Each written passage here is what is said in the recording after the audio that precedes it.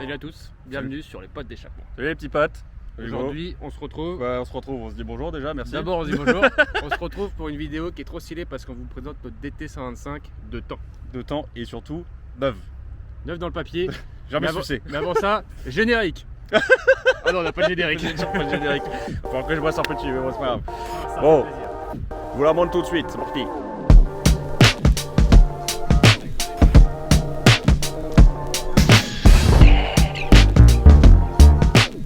DT 125 de temps. Là, tu coches les 3 bonnes cases, quoi.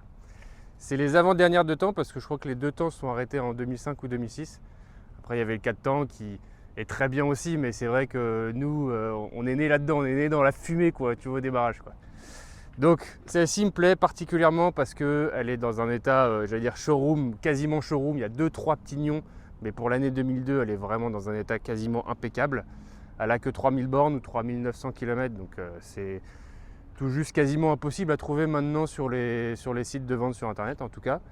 J'avais déjà un peu fouiné et tout avant. Celle-ci, c'était, pour la petite histoire, c'était la moto de mon beau-père qu'il avait dans sa maison de vacances. Donc voilà, c'était vraiment la bécane de vacances quand on y descendait. Donc voilà, elle a quand même très peu roulé, elle a toujours été bien entretenue.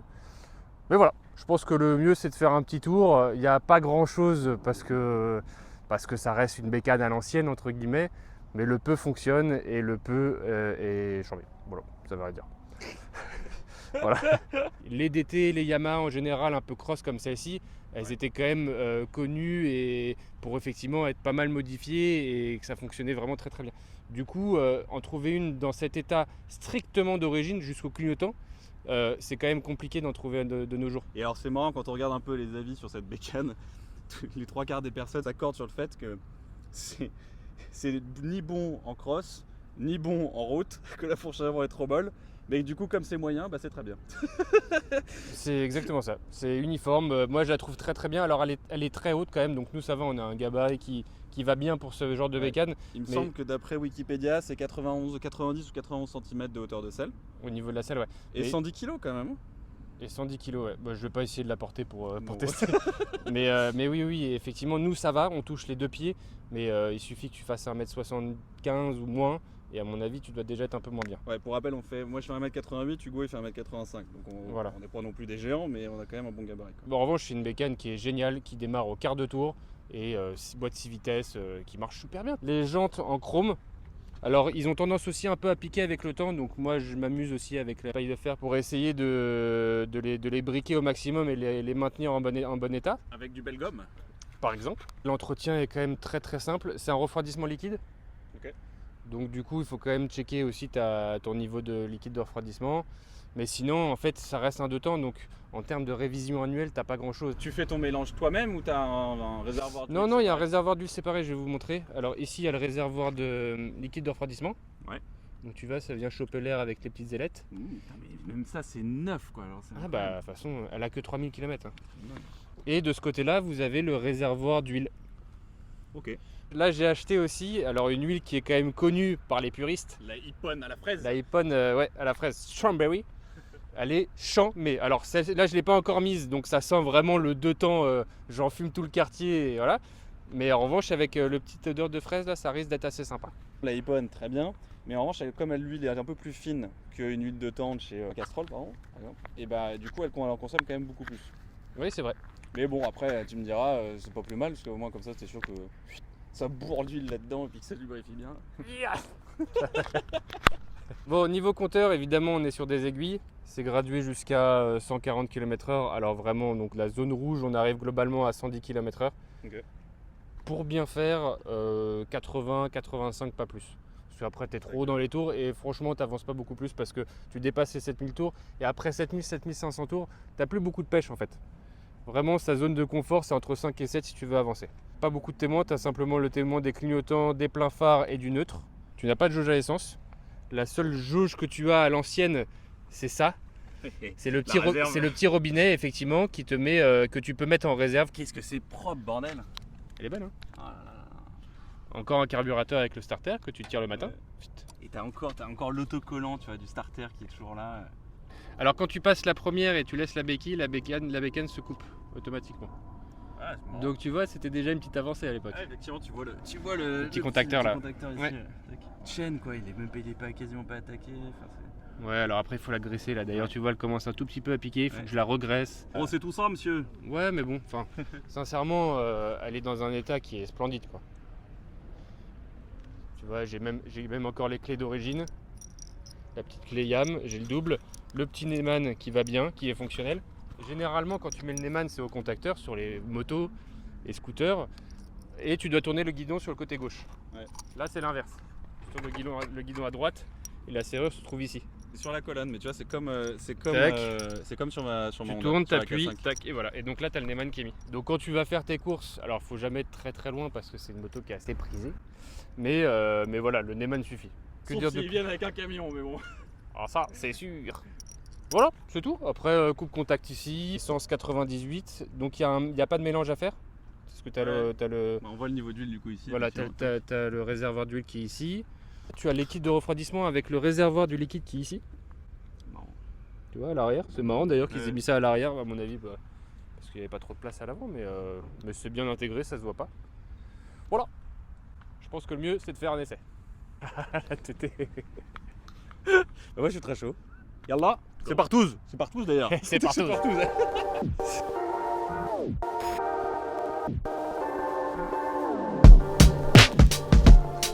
Là, t'es en 4 ?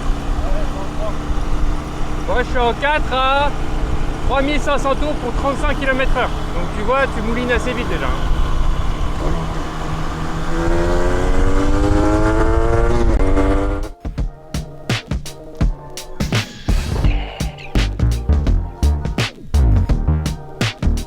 Moi, j'aime beaucoup parce que t'es haut perché.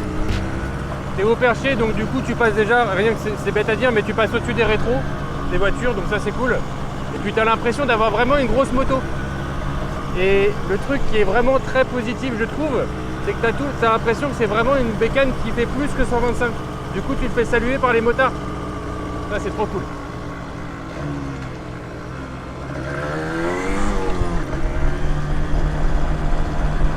Non, le seul inconvénient, je dirais, c'est vraiment que ça mouline rapidement, tu vois. Tu passes tes vitesses tous les 10-15 km/h. En revanche, je trouve que tu as des sensations qu'on avait complètement oubliées, tu vois, des sensations que tu avais quand tu avais une Derby ou même une 125 à 16 ans, avec les vibrations, la fumée, le démarrage au kick. Enfin, moi, je trouve ça trop cool. Ça va, PA, tu y arrives?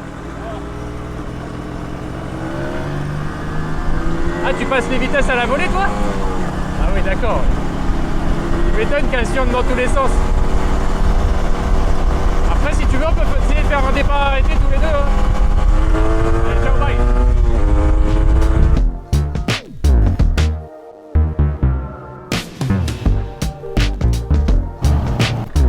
T'es en fumée, non?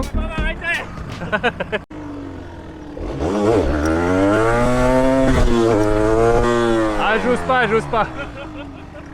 Je sens que ça veut vraiment y aller, quoi. Tu veux, ça a vraiment envie de lever, quoi. Elle est mieux hors des sentiers battus. Avec ma tête de champignon. Ma belle morille. Ouais, je vais essayer du coup. Monsieur s'équipe. Bah vie, attends. Faut que je mette la stache mou. Ma petite touffe. Tu m'entends? Eh, tu m'entends? Toujours aussi belle celle-là. Hein. Ouais, elle est sympa. Elle est sympa. Ça démarre au quart de tour quoi.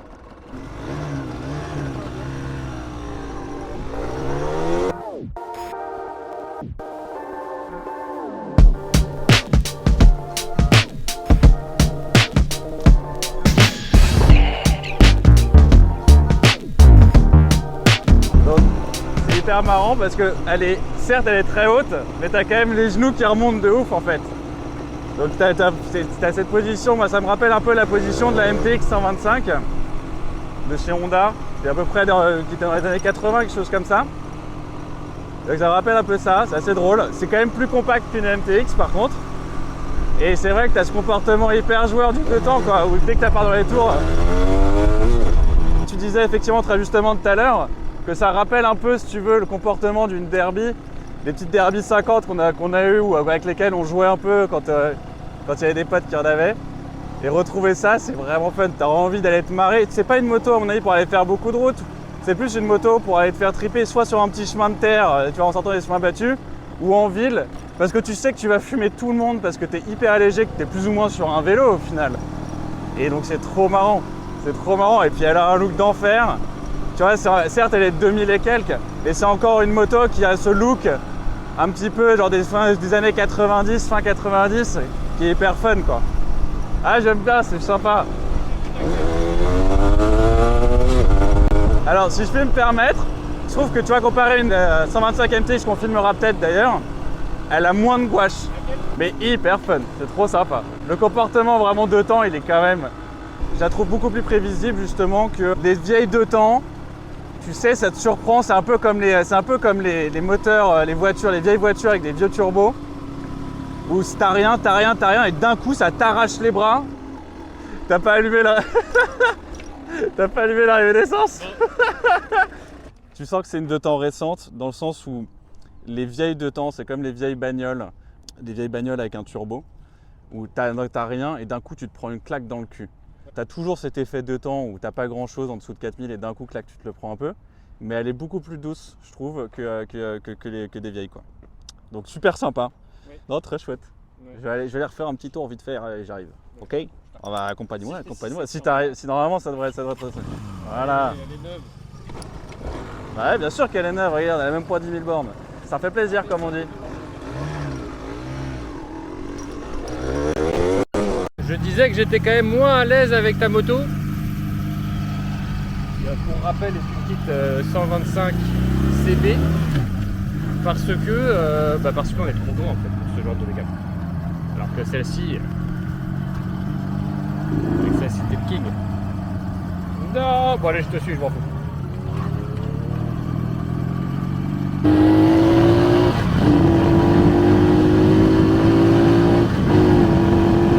Ce qui est très sympa aussi, au final, c'est que avec les grandes roues, la suspension qui est certes un chouille molle, ouais, en fait, tu vois, en ville, tu peux te faire tes trottoirs tranquille, quoi.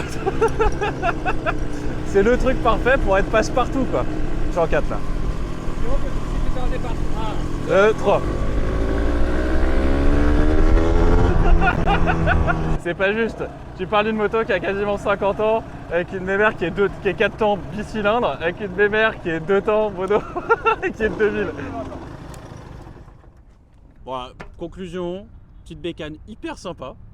Franchement, c'est assez impressionnant l'état général, hein. Vous avez pu le voir un peu dans les plans qu'on a mis. Et même dans son utilisation, je veux dire, il n'y a pas un bruit qui va pas, il n'y a rien qui vibre en dehors des vibrations classiques du moteur et qu'un deux temps peut avoir. Tous les plastiques sont parfaits, les compteurs sont parfaits, tous les voyants marchent. Ouais, moi je suis assez impressionné, franchement. Elle est neuve. Et là, cette position de conduite un peu haute qui est marrante. Je disais tout à l'heure que les suspensions étaient peut-être un peu trop molles. Ouais. Mais moi c'est ce que j'aime, parce que tu vois, quand tu passes un Dodan à 50, tu le sens quasiment pas, ou un petit trottoir ou quoi que ce soit, tu le sens quasiment pas. Tu prends ta moto, à mon avis, à 50 sur un Dodan, j'ai embuté moi. T'es pas bien, c'est ça. Moi c'est encore plus mou. T'es pas sécu. Donc du coup, voilà, elle a des avantages et des inconvénients, on va dire. Mais pour moi, ça fait partie presque d'un avantage. Ouais, c'est vrai. Voilà. Bon, en tout cas, non, un régal. Merci pour l'essai, c'est chouette. Mais avec plaisir. J'espère en tout cas, vous, que ça vous a plu. Bah ouais. Ça vous a permis de découvrir cette bécane ou redécouvrir pour les plus anciens. Clairement. Pour les plus anciens. Non, si vous avez bien ce genre de petits épisodes, là, on se remet à poster un peu plus. C'est cool, on a la patate. On est hyper content de voir qu'il y a 2-3 pélos qui nous suivent un peu, donc c'est cool. Et puis nous, ça nous fait toujours autant plaisir de pouvoir partager un peu des petites mers comme ça, un peu classiques, hein, qui sont sans prétention. Et du coup, la suite au prochain épisode, on a 2-3 petits trucs là qui vont être pas mal. Qui vont arriver soon. Soon, very soon. Bref les petits potes, si vous avez apprécié, mettez-nous un petit like, un petit commentaire, abonnez-vous. Mettez un petit clic. Ça prend 2 secondes, même pas. Et c'est gratuit, enfin bref. Ça nous donne surtout beaucoup de force. Ouais, ça nous donne envie. Déjà, on a envie de continuer parce qu'on crée du souvenir et ça nous donne encore plus envie de continuer quand on voit qu'il y a des personnes qui passent du temps en temps un peu sympa aussi en nous regardant. Voilà. Exactement.